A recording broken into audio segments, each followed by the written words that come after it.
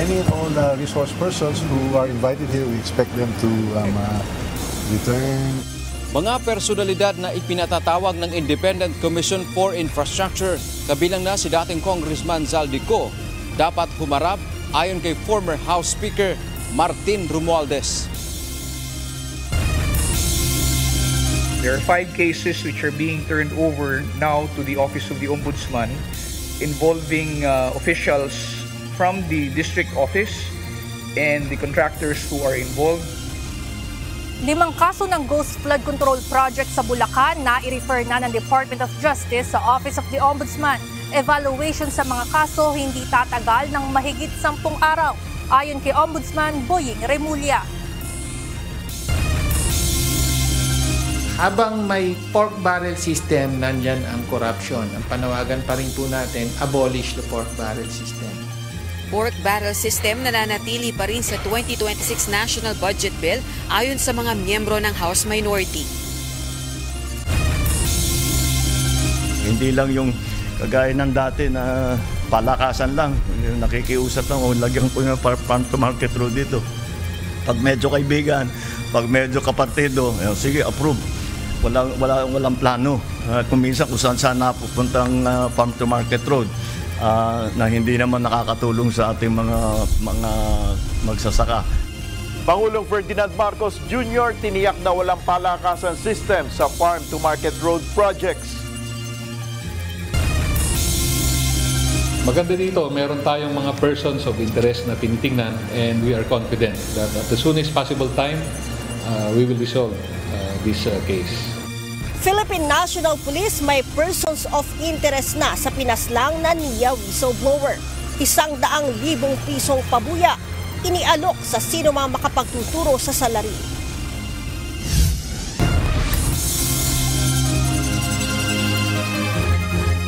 Magandang hapon, Pilipinas at sa buong mundo. Tayo po ay sabayang napapakinggan sa Radyo La Verdad 1350, ang UNTV Radio. Una sa ating mga balita.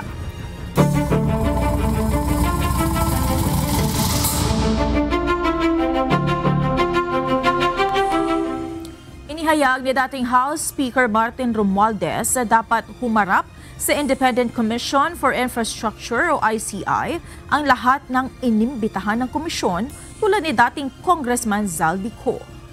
Ayon pa kay Congressman Romualdez, handa rin siyang ilabas ang kanyang Statement of Assets, Liabilities and Net Worth o SALN kung ipag-uutos ito ng ICI. Ito ang balita ni Dante Amento. Glad to have shared any and all personal knowledge and information to the ICI because I want to help the ICI in this investigation. Dumalo sa pagdinig kanina ng Independent Commission for Infrastructure o ICI si dating House Speaker Martin Romualdez.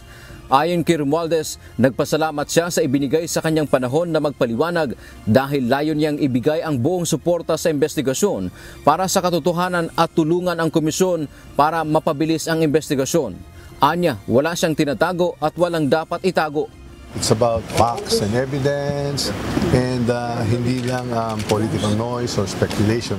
Sa isyu naman kung ano ang dapat gawin ng mga inimbitahan ng ICI tulad ni dating Congressman Zaldico o kung dapat ba itong umuwi ng bansa, ayon kay Romualdez, any and all the resource persons who are invited here, we expect them to return. Sa bahagi ng ICI, pag-aaralan nila ang susunod na hakbang sa hindi pagharap ni Ko sa pagdinig na kasabay dapat ni Romualdez na inimbitahan. Pagdating naman sa kanyang Statement of Assets, Liabilities and Net Worth o SALN, sabi ni Romualdez, handa siyang ilabas ito kung may utos ang ICI. I will do at the instance of the commission. Sabi naman ng ICI, pag-uusapan nila ang issue hinggil sa SALN ng dating House Speaker. Probably take that up sa commission as inform ko yung tatlo. Then if they decide to ask the former speaker about his SALN, then probably they will do that in the next hearing. Dagdag pa ni ICI Executive Director Attorney Brian Kit Hosaka, nagsumite rin ng affidavit o sinumpaang salaysay si Romualdez kasabay ng pagdinig kanina. Pero wala itong ibinigay na detalye sapagkat hindi pa nila nabasa. Nilinaw ni Attorney Hosaka na hindi nila hiningi ang affidavit kundi kusa itong ibinigay ni Romualdez. was given to us right before the hearing. So we need time to scour and to really study, pag-isipan namin at pag-aaralan at babasahin ng mabuti. Nakatulong anya ang pagharap ni Romualdez sa ICI hearing dahil nagkaroon ng linaw kung ano ang papel nito, pati ng kanyang mga kasamahan na gumawa ng budget. Iimbitahan ng komisyon ang mga nabanggit anyang kasamahan ni Romualdez, bagamat wala pang pangalan na ibinigay ang ICI kung sino-sino ang mga ito. Sinabi niya lang kung sino yung mga tao na involved dun sa budget process. So yun yung mga imbitahin ngayon ng komisyon. I cannot divulge the names first, no? Itinanggi din ni Romualdez ang issue ng pag-deliver ng pera sa kanya ng lumutang na testigo na si Orly Gutesa at hindi rin anya ito kasapi ng kanyang security. Samantala, humarap din sa komisyon kanina si Budget Secretary Amenah Pangandaman upang ibahagi ang proseso ng pagpapasa ng budget mula sa National Expenditure Program o NEP hanggang sa ito ay ganap na maisabatas bilang General Appropriations Act o GAA. Yung invitation sa atin is that gusto malaman ng commission natin yung process ng NEP at paano ito nagiging GAA. At kung paano nagre-release ng budget. Imbitado muli si dating House Speaker Martin Romualdez sa susunod na pagdinig ng ICI sa susunod na linggo. Tiniyak naman ito, nahaharap siya sa komisyon. Dante Amento, UNTV, News and Rescue. Diyos ang aming sandigan, serbisyo publiko ang aming pinahahalagahan. Pinalagan ni Davao City 1st District Representative Paulo Duterte ang napaulat na posibilidad na maging state witness si dating House Speaker at late 1st District Representative Martin Romualdez sa ginagawang investigasyon sa mga maanumalyang flood control projects. Ayon kay Congressman Duterte, ito ang biggest joke of the century o pinakamalaking biro umano sa siglong ito. Lumutang ang issue ng tanungin si Palace Press Officer Undersecretary Claire Castro kung maaari bang maikonsidera bilang state witness si Congressman Romualdez. Sagot ng palasyo, depende ito sa magiging salaysay at ilalahad ng kongresista, gayon din sa rekomendasyon ng Department of Justice at magiging desisyon ng korte.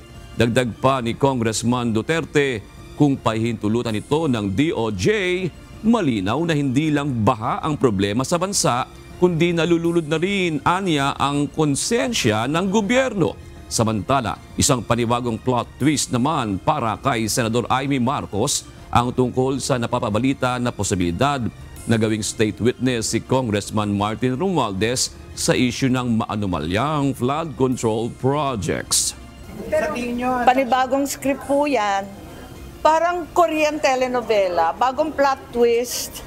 Wag muna tayong lumundag. Pirmado na ni Ombudsman Crispin Remulla ang memorandum na muling nagbibigay ng access sa publiko na makita ang Statement of Assets, Liabilities and Net Worth o SALN ng mga opisyal ng gobyerno. Ayon kay Assistant Ombudsman at Spokesperson Miko Clavano, hindi na kailangan ng consent ng may-ari ng SALN upang makuha ito, habang maaari namang i-request ang SALN ng isang opisyal ng gobyerno kahit mula pa noong nakaraang 20 taon. Samantala, bilang pagtugon sa Data Privacy Act, tatanggalin ng permanent address maging ang mga pangalan ng minor de edad na anak ng mga public official. The Office of the Ombudsman announces the reopening of public access of the statements of assets, liabilities, and net worth of public officials.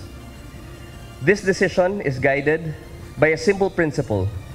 The public has a legitimate right to know how those in government acquire and manage their wealth. Transparency in this area is not a slogan. It is a safeguard against corruption and a deterrent to abuse of power. Samantala, maaari nang mag-request ng SALN 15 araw matapos maisa publiko ang naturang memorandum. Ibinigay na ng Department of Justice sa Office of the Ombudsman ang ilan sa kanilang investigation reports tungkol sa flood control scandal.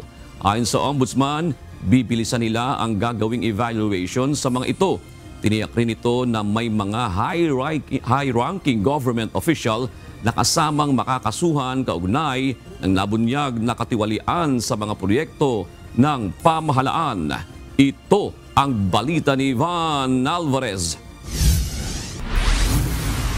There are 5 cases which are being turned over now to the Office of the Ombudsman involving officials from the district office and the contractors who are involved.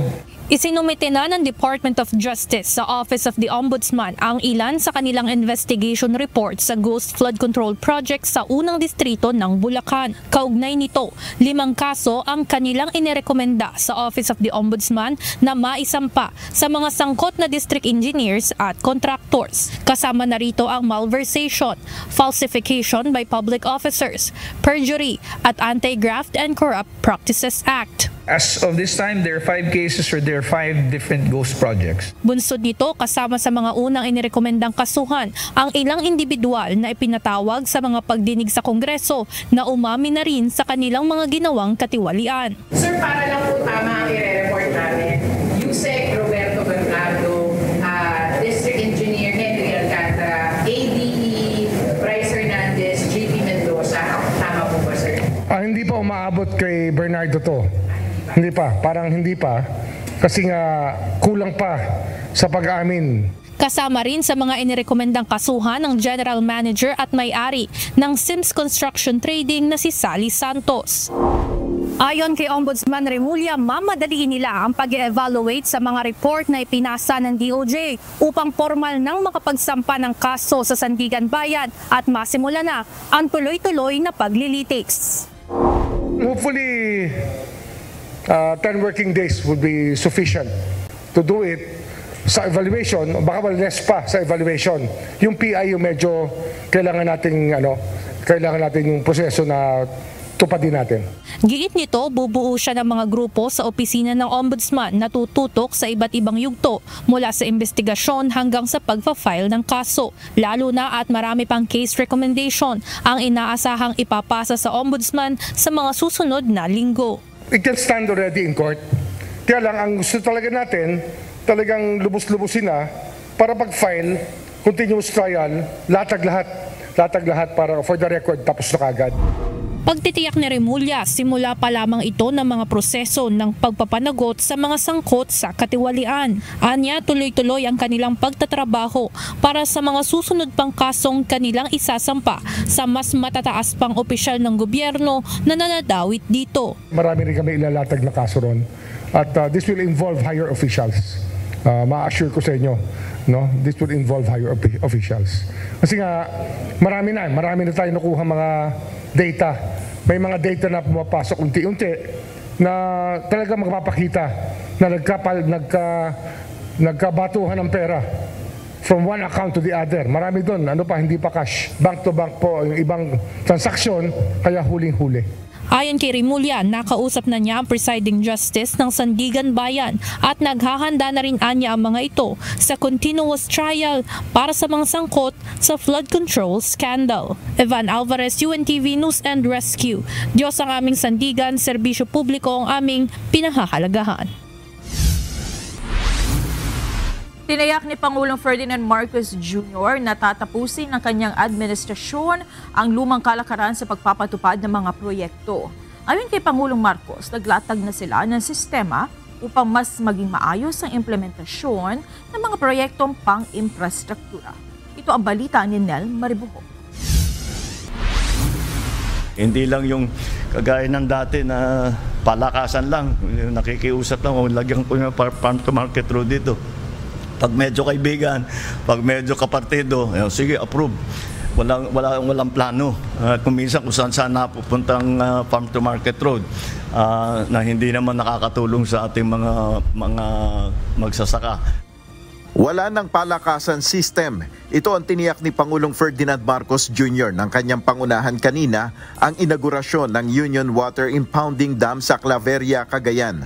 Ayon sa Pangulo, kinukonsulta ng national government ang mga lokal na pamahalaan sa pagpapatupad ng mga proyekto tulad ng farm-to-market road projects. Ito ay upang matiyak na mapakikinabangan ng mga magsasaka ang proyekto at walang iiral na palakasan system. Dagdag ni Pangulong Marcos, may nakalatag na silang sistema upang mas maging epektibo ang mga proyekto na ito. ginawan natin ang sistema para lahat ng ilalagay nating farm-to-market road ay makakatulong sa mabilis na pagdala ng inyong ani sa ating mga palengke. Sa pagtatayo ng naturang impounding dam, mapapatunayan anya na kaya ng gobyerno na magtayo ng epektibong flood control project. Ibig sabihin na patunayan natin na maaring gumawa ng magandang flood control na effective. Basta't maayos ang pagpagawa, maayos ang disenyo, maayos ang implementasyon, wala tayong makikitang problema at nakita natin, napakabilis. Nasa 1,000 magsasaka ang makikinabang sa naturang proyekto para sa irigasyon ng kanilang bukirin, bukod pa sa magsisilbi rin itong pamigil sa baha. Ininspeksyon rin ni Pangulong Marcos ang 2.34 billion pesos Kamalanyugan Bridge Project na malapit nang matapos. Sa oras na matapos ang proyekto, mas magiging maikli o nasa 20 minuto na lang ang biyahe sa pagitan ng Apari at munisipalidad ng Balesteros sa Cagayan mula sa 1 oras. Malaking bagay ito kasi Apari, Claveria, Apari, Balesteros hanggang Balesteros meron ng magandang daan. 6,000 ang dadaan dito bawat isang araw. Inaasahan ni Pangulong Marcos na matatapos ang proyekto sa darating na Disyembre. Nel Maribuhok, UNTV News and Rescue, Diyos ang aming sandigan, serbisyo publiko ang aming pinahalagahan. Nananatili pa rin ang pork barrel system sa 2026 National Budget Bill ayon sa ilang House Minority Lawmakers na tumutol sa pagpasa ng panukalang pambansang pondo. Kitila posible pa rin ang katiwalian sa pagpapatupad ng mga proyekto sa ilalim ng national budget. Ito ang balita ni Rosalie Cos. Habang may pork barrel system, nandyan ang corruption. Ang panawagan pa rin po natin, abolish the pork barrel system. Sa mahigit 300 kongresista, 12 ang tumutol na ipasa ang House Bill No. 4058 o ang General Appropriations Bill for Fiscal Year 2026, ang panukalang pambansang pondo para sa susunod na taon na nagkakahalaga ng 6.793 trillion pesos. Ito ay sina ACT Teachers Party List Representative Antonio Tinio, Akbayan Party List Representatives Percy Sendanya, Shell Jokno, Dada Ismula, Gabriela Women's Party List Representative Sara Elago, Kabataan Party List Representative Rene Co, Mamihing Liberal Party List Representative Lila de Lima, Sagip Party List Representative Paulo Henry Marcoleta, Albay 1st District Representative Crisel Lagman, Batangas 1st District Representative Leandro Leviste, Caloocan 2nd District Representative Edgar Erice at Dinagat Islands Representative Arlene Bagao. Naniniwala si House Deputy Minority Leader at ACT Teachers Party List Representative Tinio na posible pa rin ang katiwalian kung tuluyang maipatutupad ang 2026 National Budget Bill dahil ito sa pananatili ng presidential at legislative pork barrel system sa panukalang pambansang pondo. Nagkakahalagaan niya ito ng 695.78 billion pesos. Yung mga allocation ng mga kongresista para sa flood control, nilagay lang nila sa ibang forma ng infrastructure. No, yung mga kalsada, mga tulay, multipurpose buildings, farm-to-market roads, classrooms. Bukod pa ito sa mahigit 240 billion pesos na halaga ng alokasyon para sa unprogrammed appropriations. Tumutukoy ang unprogrammed appropriations sa standby funds para sa mga proyektong mapopondohan lamang kung may sobrang kita ang pamahalaan. May special provision anya sa 2026 proposed budget na magbibigay daan sa Department of Budget and Management na mag-realign ng pondo. Merong provision sa unprogrammed appropriations na nagpapahintulot sa DBM na dagdagan ito ng kahit magkano mula sa ibang mga pondo ng unprogrammed appropriations. Yun nga yung isa sa mga pinatatanggal natin during the period of amendments. Bagaman headline, no, parang winawasiwas ng House na tinanggal na yung infrastructure projects from unprogrammed appropriations. Actually, may backdoor pa rin dito. Kung gusto nila, ay pwedeng kargahan pa rin ng infrastructure projects ang unprogrammed appropriations. Panawagan naman sa Senado ng isa pang kongresista sa minorya, busisiing maigi ang mga isyong ito. Sa gitna ito ng matinding galit kontra katiwalian ng publiko. Sabi ng ibang mga senador na ayaw din nila na non-program that panawagan din natin sa kasama natin mga babata sa Senate na sana tingnan nila na maigi ito at isiro natin, we should have a fresh start. Kung para lang din mabalik ang kumpiyansa ng ordinaryong mamamayan sa proseso. Naninindigan naman ng Malacanang kailangan ng unprogrammed appropriation sa pambansang pondo, lalo na't nananatili ang banta ng mga kalamidad sa bansa. Hindi po ba nagkakaroon po tayo ng sinasabi nating magkakaroon ng pag-deplete ng funds ng NDRRM dahil sa maraming nagiging kalamidad sa ngayon. Sa ngayon po kapag ka po na-deplete yan at naubos na po ang contingent funds, dyan po naman kukuha sa unprogrammed appropriations mula sa SAGIP. Kaya po tandaan po natin kahit po ito ay nasa unprogrammed appropriations, iingatan po ang budget na to at hindi naman po agad ito mailalabas para katakutan nila at sasabihin magiging pork barrel lamang. Giit pa ng palace official, lalong pag-iingatan ni Pangulong Ferdinand Marcos Jr. ang 2026 budget dahil ito mismo ang nagpapaimbestiga sa maanumalyang paggamit ng pondo para sa flood control projects. Rosa Licoz, UNTV News and Rescue. Diyos ang aming sandigan, serbisyo publiko ang aming pinahahalagahan.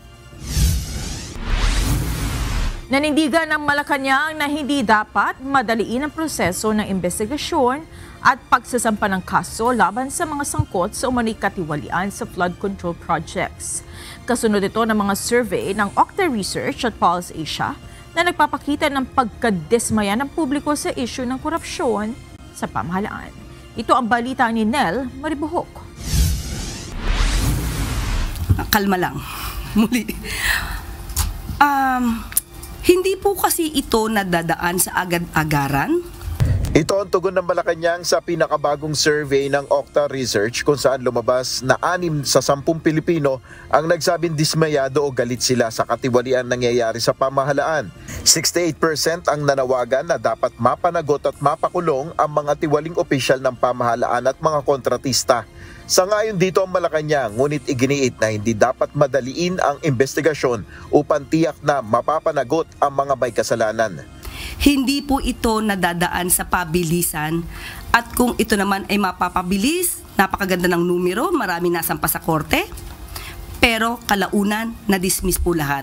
Ano po ba ang mas hindi nyo tatanggapin? Nakapagsampa ng maraming kaso pero na-dismiss po lahat dahil hindi hinog at kulang ang ebidensya. Nanindigan din ng palasyo na ginagawa ng administrasyon ni Pangulong Ferdinand Marcos Jr. ang lahat para malinis ang pamahalaan laban sa korupsyon. Kasabay nito, hinimok ng palace official ang publiko na magtiwala sa Independent Commission for Infrastructure o ICI na binuo ng Pangulo para imbestigahan ang mga anomalya sa mga proyekto ng pamahalaan. Kasalukuyan na nitong binubuo ang mga dokumento na magsisilbing basehan para sa mga kasong isasampa sa mga sangkot sa katiwalian. Hayaan po natin ang ICI na bumuo ng kanilang investigasyon at kumpletuhin ang dokumento. Ang pangako naman po nila in after a week or rather week 4 ay makakapagsampa na sila ng mga kaso or makakapagrekomenda ng pagsampa ng kaso. Kasabay nito, sinagot din ng palasyo ang Pulse Asia Survey na nagsabing 69% ng mga Pilipino ay critical pa rin sa laban ng administrasyon kontra korupsyon, habang 64% ang hindi kontento sa pagdugon ng gobyerno sa inflation. Giit ni Yusek Castro, hindi nababahala ang Pangulo sa mga numero at patuloy itong nagtatrabaho upang labanan ng korupsyon. Binigyan din ng Malacanang ang commitment ng Pangulo na mapanagot ang mga tiwaling opisyal at ipinagmamalaki na ito ang pinakamabilis na pagsisiwalat ng mga anomalya sa kasaysayan ng gobyerno. Dagdag pa ng palasyo, gumanda ng bahagya ang inflation rate, tumadami ang may trabaho at mas marami ng illegal drugs ang nasasawata sa mga operasyon ng pamahalaan. Nel Maribuhok, UNTV News and Rescue. Diyos ang aming sandigan, serbisyo publiko ang aming pinahalagahan.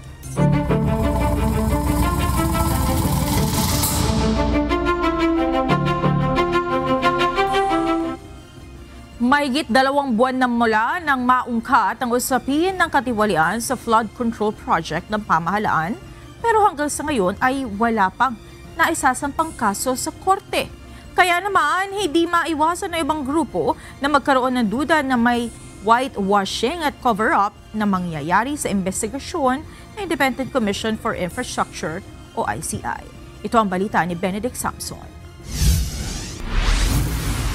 Yung binuong Independent Commission for Infrastructure hindi naman talaga totoong independent dahil hindi nito sinunod yung kagustuhan ng mga mamayan na biktima ng korupsyon na isang totoong independent na parang People's Tribunal o People's Commission. At ang ginawa ni Marcos ay siya na nag-appoint. Hindi independent ang Independent Commission for Infrastructure o ICI. Ito ang inihayag ng Labor leader at dating senatorial candidate na si Leo D. Guzman sa mga isinasagawang investigasyon ng ICI sa flood control scandal. Sa isinagawang pagpupulong kanina ng Artikulo 11, kung saan kabilang ang 10 magkakaibang grupo na laban sa korupsyon. Sinabi ng mga ito na dahil appointee ni Pangulong Ferdinand Marcos Jr. ang mga iniluklok sa ICI, selective prosecution o pipiliin lamang anila ng mga ito ang makakasuhan at mayroong whitewash na mangyayari. Lumalabas yung klarong manipulasyon kung para pagtakpan o i-manage yung takbo ng investigasyon hinggil sa korupsyon. Ayaw nila maging transparent at sila lamang ang gusto makaalam ng investigasyon. Ayon naman kay Attorney Luke Espiritu, National President ng Bukluran ng Manggagawang Pilipino, scripted umano ang nangyayari at tutol din sila sa panawagan ni ICI Special Advisor at dating PNP Chief Rodolfo Azurin na wag nang magsagawa ng kilos protesta ang mga Pilipino. Dapat magtuloy ang protesta.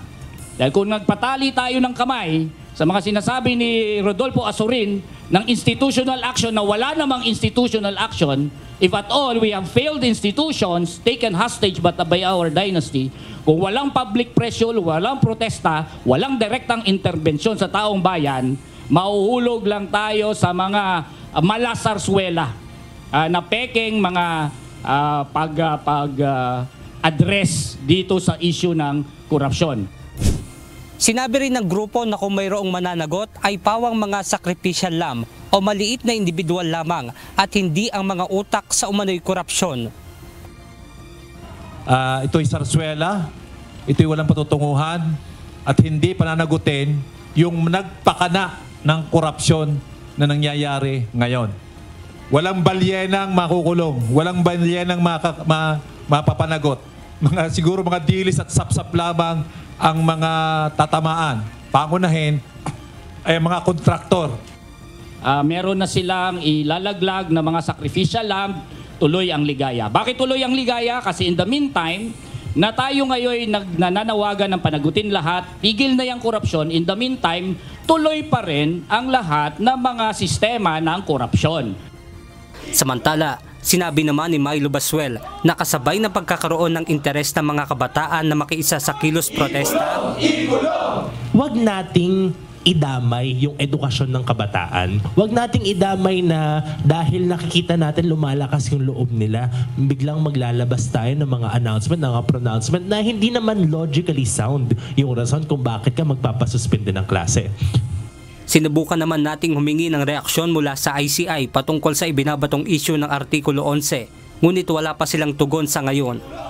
Ikulong! Ikulong! Lahat ng sangkot! Benedict Samson, UNTV News and Rescue. Diyos ang aming sandigan, serbisyo publiko ang aming pinahalagahan. Nabawasan ang antas ng koleksyon ng buwis ng Bureau of Internal Revenue sa gitna ng issue ng korupsyon. Samantala, nilinaw ng BIR na hindi nila agad hinahabol ang mga online seller at influencers para magbayad ng buwis. Ito ang balita ni Asher Cadapan Jr. Meron bang epekto on taxpayer payments? Do you think it will affect people in terms of paying their taxes? Dahil marami na didismaya, daming mga rally, daming mga ano. May epekto ang korupsyon sa operasyon ng gobyerno. Ito ang binigyan diin ni Senator Sherwin Gatchalian, chairperson ng Senate Committee on Finance, kasabay ng pagdinig para sa 2026 budget ng Department of Finance. Sa budget hearing kanina, siniyasat ng senador ang direktang epekto ng katiwalian sa pagbabayad ng buwis ng mga taxpayer. Ito ay habang marami anyang nadidismaya kasabay ng maraming rally na isinasagawa laban sa mga anomalya sa flood control projects ng pamahalaan. Kinumpirma naman ni Finance Secretary Ralph Recto ang pagbaba ng tax collections na sinasabing epekto ng issue ng katiwalian sa gobyerno. Do you see any slowdown in terms of paying taxes? Yes, nararamdaman na ng BIR yan. Medyo yung growth rate ng collection nila nababawasan ng konti, but so far, manageable naman lahat. Ayon kay Senador Win Gatchalian, hindi dapat mawala ang kumpiyansa ng taong bayan sa gobyerno. Ngunit may ilan anyang ibinibinbin ang pagbabayad ng buwis habang may iba naman na maaaring pinag-iisipan munang mabuti bago ang pagbabayad ng tax. Kinuwestiyon naman ni Senador J.V. Ejercito ang mga agresibong hakbang ng BIR na layong mapalaki ang kita ng pamahalaan para sa priority programs ng gobyerno. Partikular na ito sa mga social media influencers, online sellers at iba pang unconventional source of revenue o kakaibang pinagmumulan ng kita. Pati po yung mga influencers, no? Pati nga po sila, may mga umaangal ako nakasama na they are also being assessed, no? Pero siguro naman ano lang, I hope that there will be yung pong basis na lang po siguro on computing the taxes para lang they don't feel that they are being singled out. Dumepensa naman dito si BIR Commissioner Romeo Lumagi Jr. Anya, nagpatupad muna sila ng education drive nang tumaas ang mga online transactions lalo pa noong nagkaroon ng pandemic. When we started, hindi naman agad natin talaga sila hinabol. It's really, actually nagpatawag po tayo ng mga meetings sa lahat ng mga different associations ng mga online sellers and mga social media influencers to educate them that they have obligation to register and pay taxes kasi po naiintindihan po natin na marami rin po sa kanila na nagkaroon lang ng kita, nag-register pero hindi nila alam yung kanilang obligasyon na kinakailangan palang magrehistro. Kaya naman yan po yung naging initial na focus po natin to educate them. Sa kabila nito, inilahad ng BIR na may iba pa ring hindi nagre-rehistro dahilan ng pagsasagawa nila ng official audit sa mga kaukulang online entity. Asher Kadapan Jr., UNTV News and Rescue. Diyos ang aming sandigan, serbisyo publiko ang aming pinahahalagahan. Nagsasagawa na ng malawakang reforma sa Bureau of Customs o BOC. Ito ang inihayag ng Malacanang kasunod ng ulat ng US Department of State na ang BOC ang nananatiling isa sa mga pinaka-corrupt na ahensya sa bansa. Batay sa Investment Climate Report ng US State Department, kailangan solusyonan ng gobyerno ang issue sa transparency sa regulatory system, partikular na ang panunuhol at korupsyon na nagsisilbing hadlang sa pamumuhunan sa Pilipinas. Ayon kay Palace Press Officer Undersecretary Claire Castro, may ginagawa ng aksyon ng BOC sa issue ito. Nakausap po natin mismo ang pamunuan ng BOC. Sila po ay nakipag-ugnayan na sa American Chamber of Commerce at pati po sa US Embassy through the FA. At nais nilang ipaliwanag at ipakita na meron pong sweeping reform agenda ang bagong pamunuan at nire-reinforce po rito ang transparency, accountability, and professionalism. Puspusa na ang ginagawang backtracking ng Police Regional Office 10 sa kuha ng closed-circuit television camera o CCTV sa dinaanan ng gunman na bumaril sa dating opisyal ng National Irrigation Administration sa Region 10 noong October 10. Bagamat tumangging magbigay ng detalye, may magandang lead na umano na sinusundan ang mga otoridad sa kaso. Ito ang balita ni Lea Ilagan. Maganda dito, meron tayong mga persons of interest na tinitingnan and we are confident that at the soonest possible time, we will resolve this case. Nakuha ng dashcam na ito ang ginawang pamamaril ng motorcycle riding criminal sa isang sakay ng kotse sa bahagi ng Crossing Patag, Cagayan de Oro City noong October 10. Ayon sa Police Regional Office 10, lula ng kotse ang dating legal researcher ng National Irrigation Administration o NIA sa Cagayan de Oro. 5 putok ng baril ang pinakawala ng mga suspect na agad na ikinasawi ng biktima. Kaya bumuo ng Special Investigation Task Group ang Pro-10 na tututok sa kaso. Kinabibilangan ito ng mga tauhan mula sa Criminal Investigation and Detection Group, National Bureau of Investigation at National Irrigation Administration. Ayon kay Police Regional Office 10 Acting Director, Police Brigadier General Christopher Abrahano, mayroon ng persons of interest ang Pro-10 sa pagpaslang sa legal researcher ng NIA. Sinabi pa ni Brigadier General Abrahano na lahat ng anggulo ay sinisilip na ng mga otoridad, kabilang na ang dati nitong trabaho. Lumalabas kasi sa inisyal na investigasyon na ibinunyag ng biktima ang umano'y maanumalyang proyekto ng NIA. This is subject for validation and investigation, pero meron siyang pinost sa social media. Apparently, may mga nire-reveal siya. There are allegations of corruption sa pinanggalingan niyang ahensya. Dagdag pa ni General Abrahano, 2024 pa nakatatanggap ng banta sa buhay ang biktima. As early as last year, according to our investigators, merong threat yung ating biktima. Pero gaya ng sinasabi ko, we're looking at all the angles. Siyempre, primarily yung kanyang former trabaho doon sa NIA and also yung kanilang ibang aspeto outside of his workplace. Nag-alok naman ng 100,000 pisong reward ang pamunuan ng NIA sa makapagtuturo sa suspect. Yun. Yung reward, alam mo, kaya importante sa amin ito dahil it will encourage yung mga tao to come forward eh. So malamang magkaroon tayo ng break pag tumugon yung mga kababayan natin dito sa reward na ito. Even then, kahit wala pa itong reward, ini-encourage namin yung mga kababayan natin para to come forward kung may information sila para matulungan yung inyong kapulisan para ma-resolve itong kaso. Mariin namang kinundina ni Acting PNP Chief, Police Lieutenant General Jose Melencio Nartatis Jr.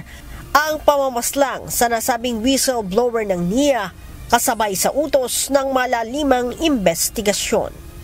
Leia Ilagan, UNTV, News and Rescue. Diyos ang aming sandigan, serbisyo publiko ang aming pinahahalagahan.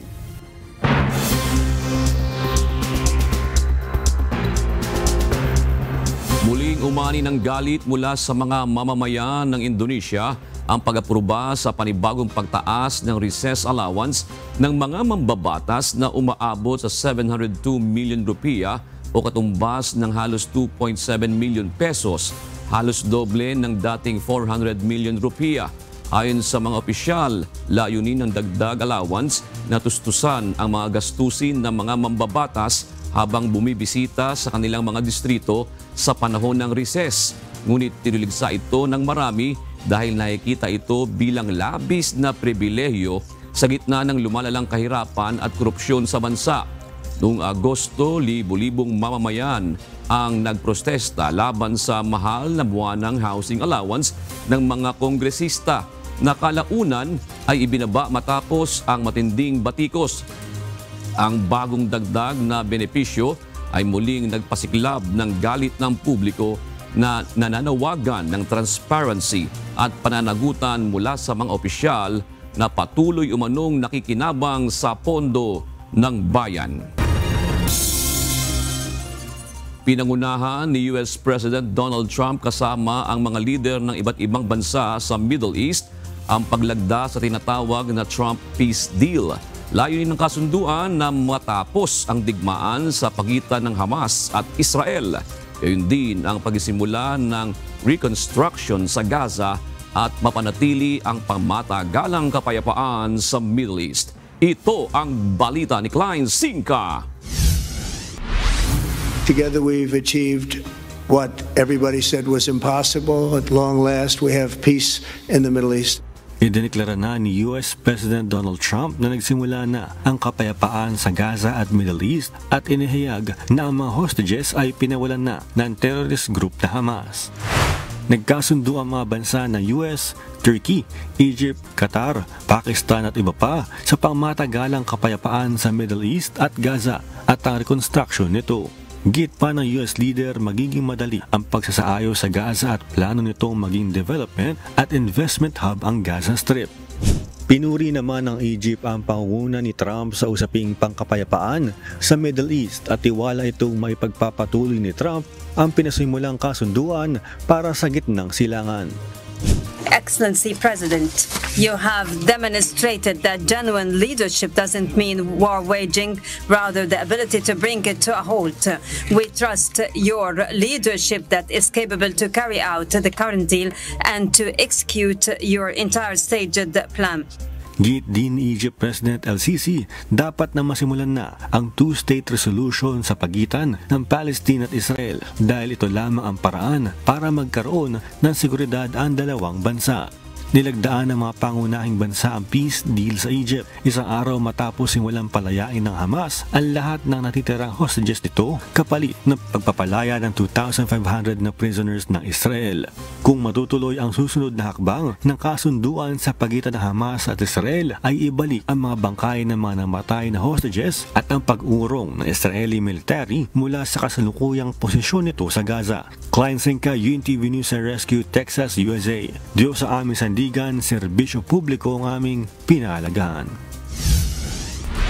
Inanunsyo ni Ukrainian President Volodymyr Zelensky na pupunta siya sa Washington ngayong linggo upang makipagpulong kay US President Donald Trump para pag-usapan ng air defense systems at mga paraan upang mapalakas ang pressure laban sa Russia. Ayon kay Zelensky, makakasama niya ang ilang delegado ng Ukraine na kasalukuyang nakikipagpulong sa mga opisyal ng Amerika o sa Amerika at nakatakda ang kanilang pagkikita ni Trump sa Biyernes. Kinumpirma naman ni Trump ang planong pagpupulong kasama si Zelensky sa White House matapos ang kanyang mga nakatakdang gawin sa Middle East.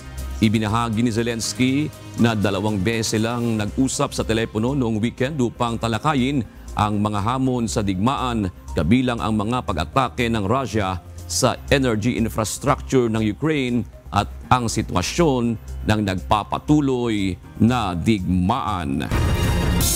Matagumpay na naisagawa ng SpaceX ang ika-11 test flight ng Starship mega rocket nitong Lunes.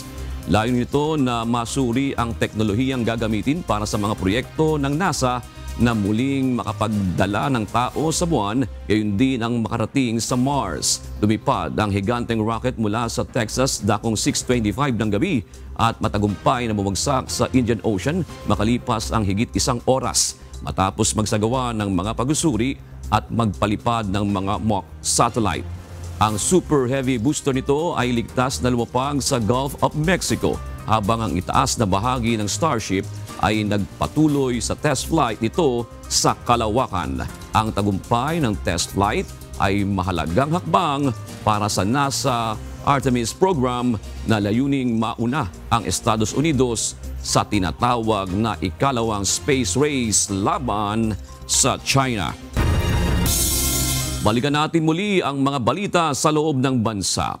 Tila muling may aktibidad ang mga Chinese sa loob ng Bajo de Masinloc na bahagi ng teritoryo ng Pilipinas sa pinakahuling Maritime Domain Awareness Flight ng Philippine Coast Guard. Nakunan sa video ang 2 istruktura na parang bagong itinatayo sa loob ng bahura habang may nakita ring floating barrier sa bukana ng Bajo de Masinloc. Ito ang balita ni Ryan Lacanlale. We are checking the latest report that these structures were noticed, were spotted. They could be remnants of the old structures that were there on Bajo de Masinloc. Makikita sa larawang ito ang 2 konkretong istruktura na magkatabi sa isang bahagi ng bahura sa loob ng Bajo de Masinloc. Nakuhanan ito sa pinakahuling Maritime Domain Awareness Flight ng Philippine Coast Guard kasama ang mga kawani ng media kahapon. Ayon sa Philippine Navy, patuloy nilang biniberipika ang nasabing mga istruktura.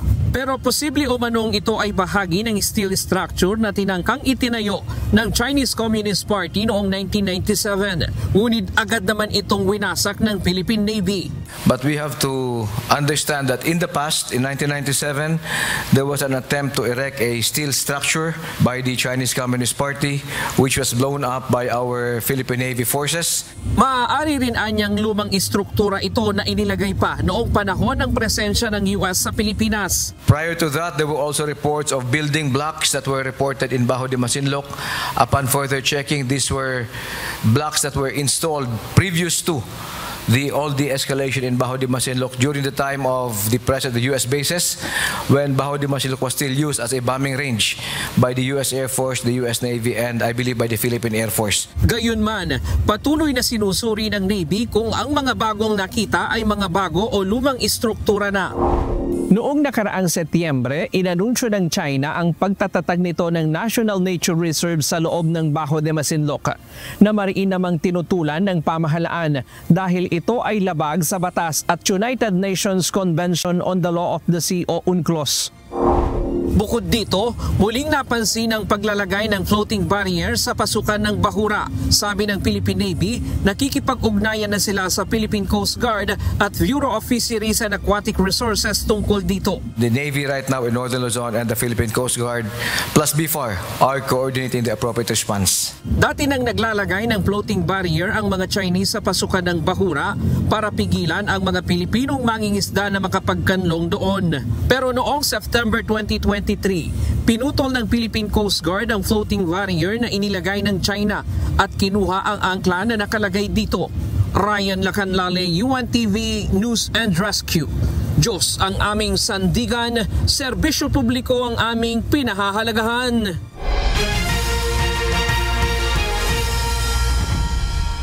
Sumaklolo ang isa sa mga rescuer ng UNTV News and Rescue sa isang motorcycle rider na tumilapon sa tulay sa Sorsogon City noong linggo. Samantala, tinulungan rin ng rescue team ang dalawang lalaki na nakamotor na naaksidente dahil sa plastic bottle sa kalsada sa Quezon City. Ito ang balita ni Resty Gosmo. Ano tol? Sir ako ano? Dito rin. Hindi mo yung maangat sir? Hindi maangat. Nakahiga at halos hindi maigalaw ng lalaking ito ang kanyang katawan matapos tumilapon sa ilalim ng tulay. Dalawang off-duty na rider na isa ring first aid provider ng UNTV News and Rescue Team ang agad na tumulong sa kanya dahil sa tawag ng isang concerned citizen. Nangyari ang insidente sa Barangay Cambulaga, Sorsogon City, Linggo, October 12. Kaya din na ang taga-UNTV ng pakali naman ang ambulansya sa Sorsogon, mga kapangga, para mag-rescue. Pagdating sa pinangyarihan ng aksidente ay nakaakyat na ang rider habang ang angkas naman nito ay nasa ilalim pa ng tulay at nakahandusay pa katabi ng motorsiklo. Ayon sa angkas ng motorsiklo, sobrang bilis ng pagpapatakbo ng kanyang kasama sa may kurbada kaya nawalan ito ng kontrol sa manibela kaya tumilapon sila sa ilalim ng tulay. Nagtamo ang angkas ng motorsiklo ng iba't ibang sugat sa katawan at deformity sa kanyang kaliwang braso na kaagad namang nilapatan ng first aid ng UNTV News and Rescue. Matapos malapatan ng first aid ang pasyente ay dinala na ito ng City Disaster Risk Reduction and Management Office, Sorsogon, sa ospital. Samantala, ang driver naman ng motorsiklo ay dinala ng PCSO Transport sa ospital. Yung salamat sa mga taga-UNTV. Sa Quezon City, nadaanan ng naka-off-duty na UNTV News and Rescue First Aid Provider ang isang rider na nakaupo sa gutter at ang angkas nito matapos silang sumimplang dahil sa nadaanang bottled water sa Elliptical Road, Quezon City, Circle, October 11. Sobrang bagal lang naman ng takbo namin. Kaso may mineral water na naka sa amin, nadulas kami sa mineral water na itinapon na may lamang tubig. Kaya yun, sumemplang kami. Buti na lang talaga, naka-helmet kami ng maayos na na-save kami, tsaka mayroong stopper yung motor namin. Na hindi kami masyadong baga na-minimize niya yung injury na dapat na magkakaroon kami. Ayon sa rider, papunta sana sila sa releasing ng plaka nito na malapit lamang sa pinangyarihan ng aksidente. Nagtamo ng sugat ang 50 anyos na rider at pasa naman sa kaliwang tuhod. Agad naman na inassess ng team ang kalagayan at nilinis ang tinamong sugat ng rider. Matapos malapatan ng first aid ay tumanggi na itong magpadala pa sa ospital. Sa mga nangangailangan ng agarang tulong sa panahon ng aksidente o sakuna, makipag-ugnayan po sa UNTV NAR hotline 8911 UNTV o 8911-8688. Resty Gosmo, UNTV News and Rescue. Diyos ang aming sandigan, serbisyo publiko ang aming pinahalagahan.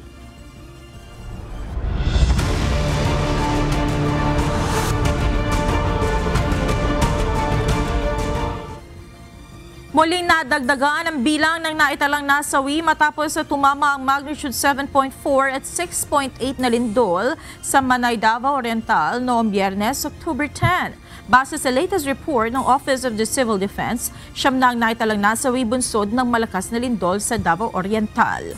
Habang nasa mahigit 400 naman ang naiulat na sugatan. As of 12 noon ngayong October 14, umaabot na sa 1,303 ang naitalang aftershocks sa Davao Oriental kung saan 18 sa mga ito ang naramdaman. Mayroon itong lakas na umaabot sa magnitude 1.2 hanggang 5.8. Bagaman maraming mga residente sa Manay, Davao Oriental ang nahatiran ng tulong matapos na tumama ang malakas na lindol noong Biyernes, nananatili pa rin pahirapan ng pagdadala ng ayuda sa nasa 300 mga residente ng Barangay Fermin sa munisipalidad ng Manay na siyang sentro ng malakas na lindol. Mula sa Manay, Davao Oriental, ito ang balita ni Gladys Tuwabi live.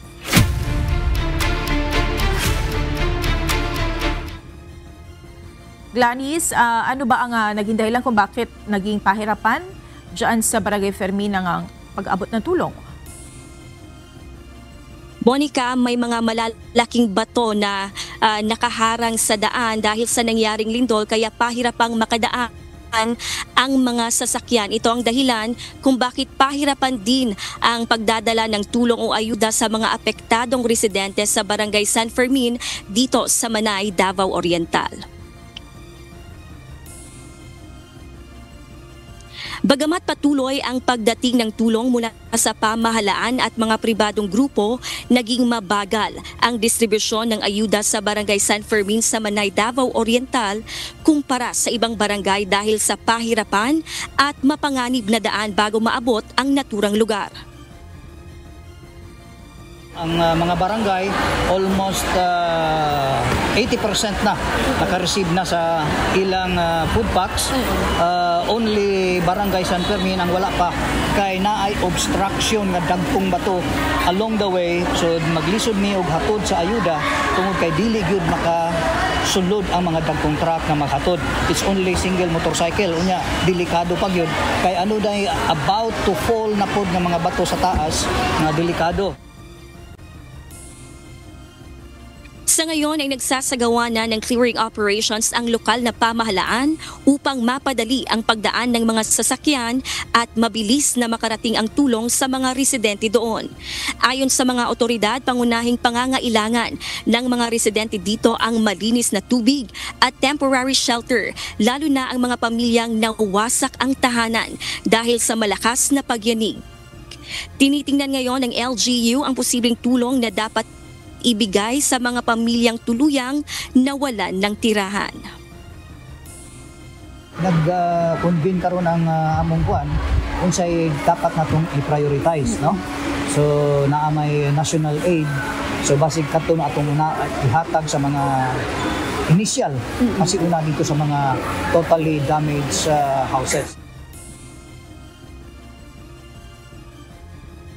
Monica, ayon sa LGU, posibleng sa loob ng isang buwan ay unti-unti nang makakabalik sa normal na pamumuhay ang mga apektadong residente dito sa Manay, Davao Oriental.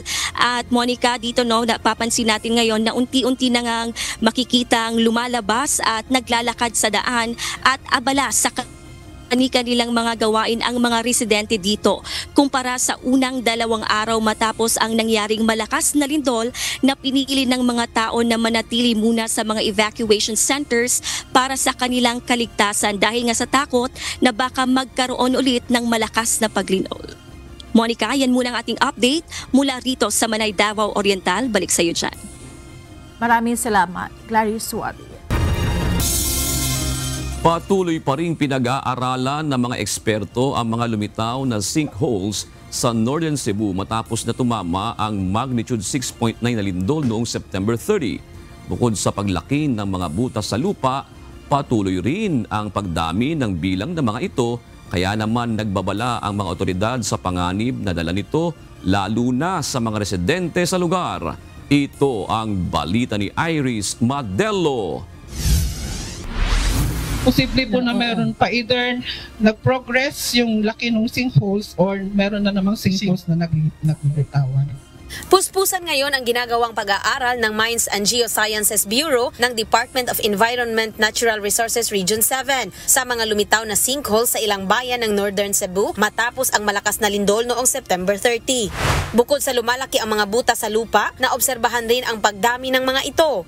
Ayon sa mga eksperto, malaki umano ang nagiging kontribusyon ng pagkakaroon ng malalakas na aftershocks na patuloy na nararanasan sa Cebu, dahilan para lalong lumaki at dumami ang sinkholes. Sa tala ng Mines and Geosciences Bureau, may 40 sinkholes ang kanilang natukoy sa San Remigio, 16 sa Bugo at 8 naman sa Daan Bantayan.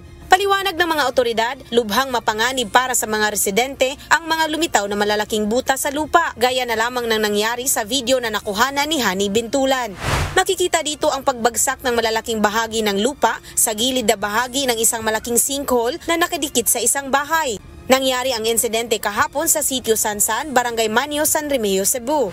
Sa isa pang hiwalay na post, makikita rin na bumagsak at nagtamo ng malalaking bitak ang isang sementadong kalsada sa Hagnaya Integrated School, kung saan kapansin-pansin rin ang butas sa lupa.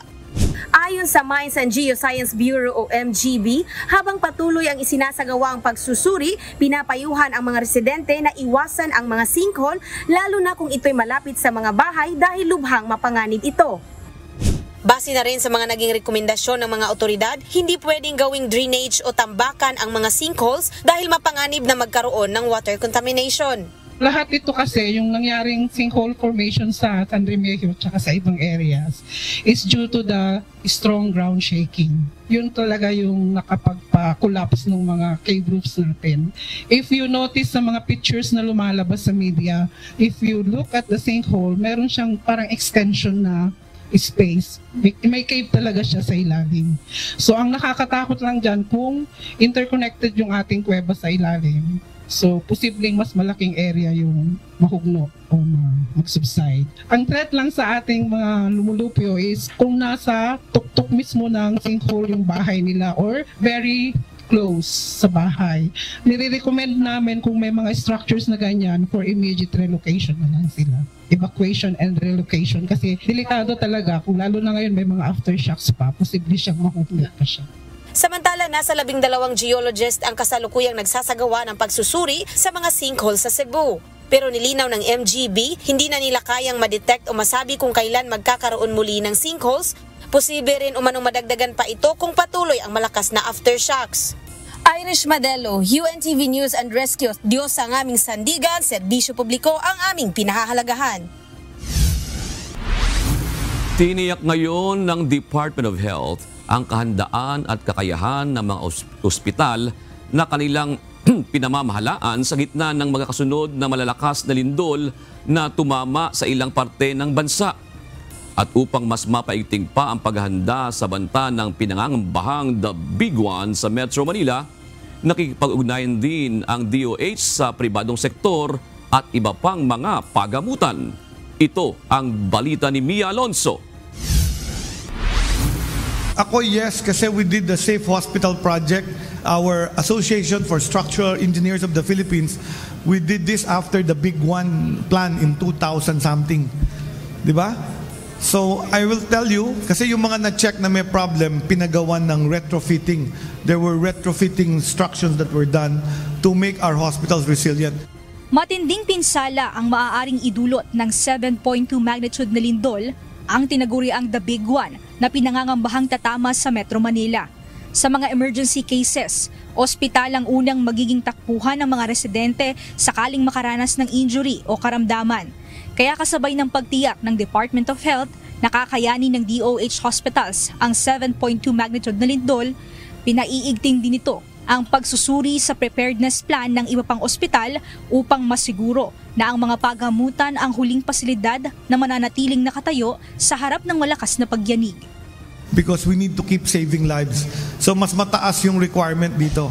Maybe we can ask some of the directors, sigurado ba kayong makaka-resist ng 7.2 ang hospital nyo?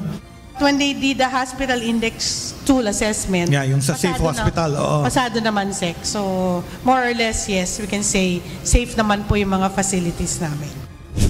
Gayunman, tiniyak ng DOH, sakaling maapektuhan ng kanilang mga pasilidad, nakahanda ang Philippine Emergency Medical Assistance Team na validated ng World Health Organization upang magtayo ng field hospitals na may kakayahang magsagawa ng minor surgeries. Tiniyak din ng ahensya na may sapat na surge capacity ang mga ospital sakaling tamaan ng malakas na lindol. Samantala, humihiling naman ng dagdag pondo ang DOH sa Department of Budget and Management para sa kanilang Quick Response Fund. Sa dami ng nirespondehan natin, nung nagtanong ako after the Bogo earthquake, 100 million na lang yung natitira. So the other thing, so we will continue to support. So nanghingi na kami ng supplemental Quick Response Fund sa ating DBM. Bukod dito, kasama sa mga hakbang ng Department of Health ang pakikipag-ugnayan sa mga pribadong ospital upang mapalakas ang koordinasyon at pagtutulungan sa pagtugon sakaling tumama ang malakas na lindol. Ito'y para sa layunin ng pagbuo ng malawak na network ng mga ospital na maaaring maging magkatuwang sa paglikas, paggamot at pagtugon sa mga emergency situation na dulot ng The Big One. Mia Alonso, UNTV News and Rescue. Diyos ang aming sandigan, serbisyo publiko ang aming pinahahalagahan.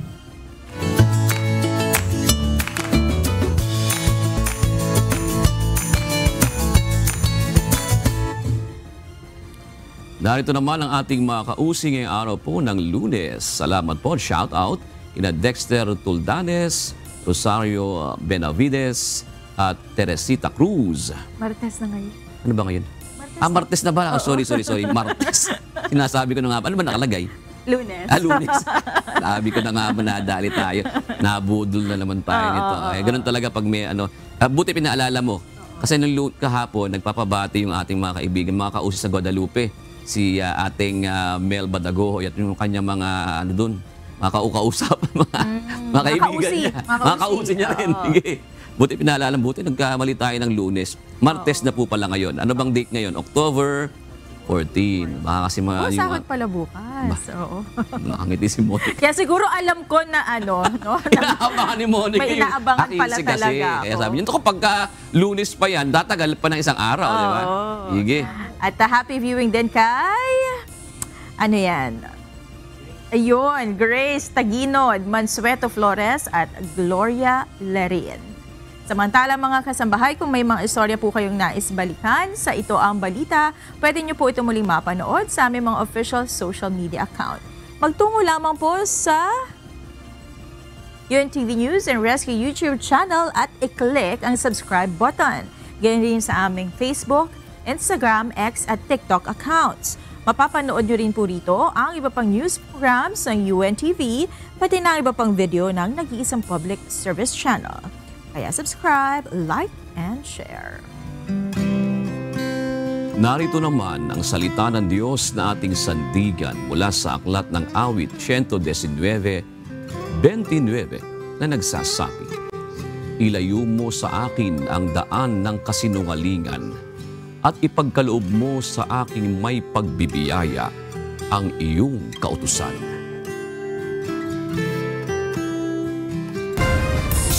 At yan ang naging kabuuan ng ating balitaan ngayong gabi. Aming inilahad ng buong katapatan kung paano namin nasaksihan. Kayo po'y makapagtitiwala ng aming nakita at narinig ang aming ibinabalita. At dito po sa UNTV, Diyos ang aming sandigan, serbisyo publiko ang aming pinahahalagahan. Magandang gabi po.